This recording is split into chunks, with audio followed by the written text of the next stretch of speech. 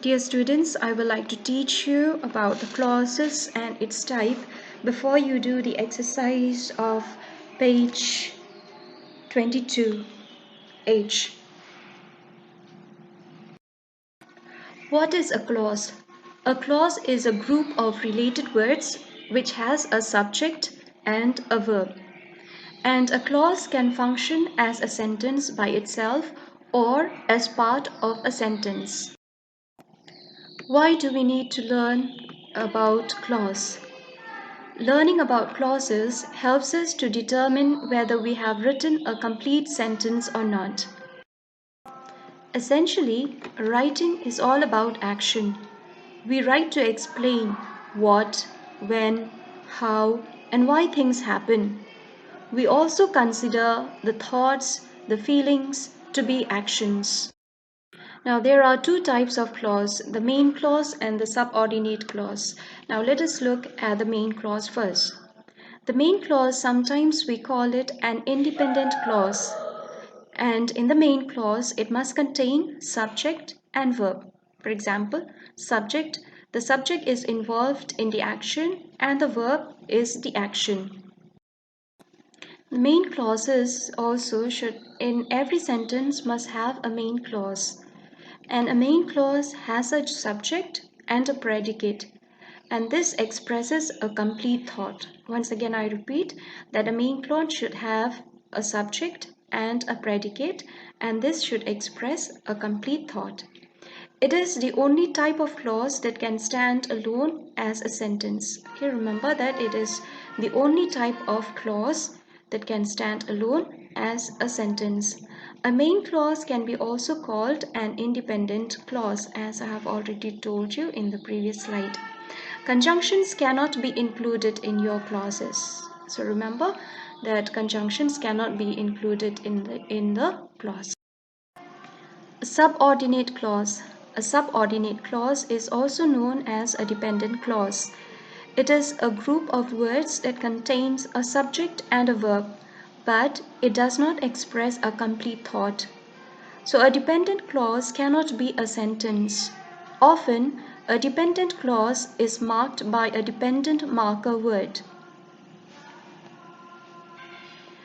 For example, when Jim studied in the sweet shop for his chemistry quiz,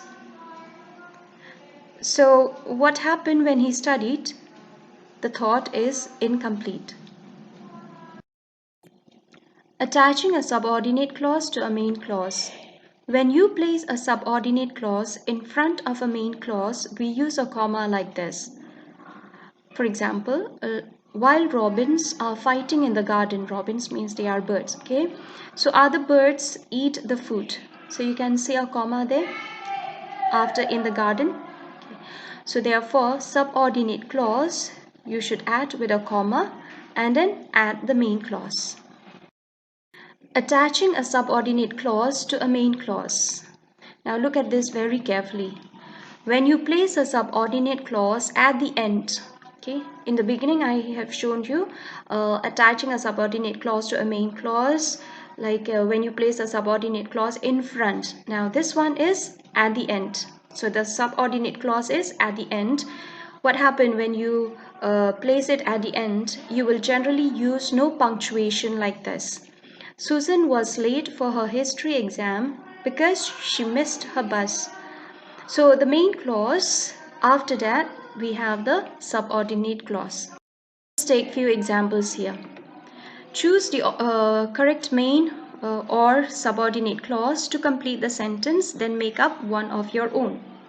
For example, I paid the driver. Now which is the correct clause that you are going to use here?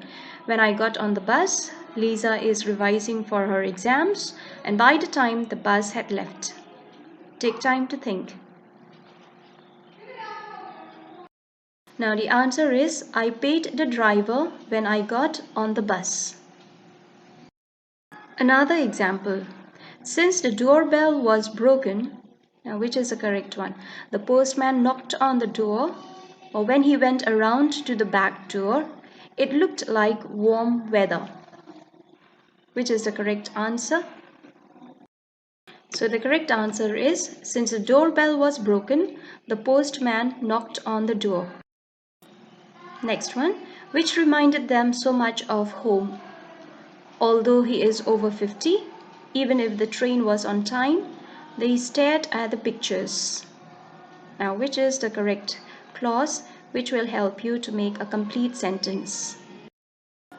So the answer is, they stared at the pictures which reminded them so much of home. So you see here, there is no comma because the subordinate is at the end.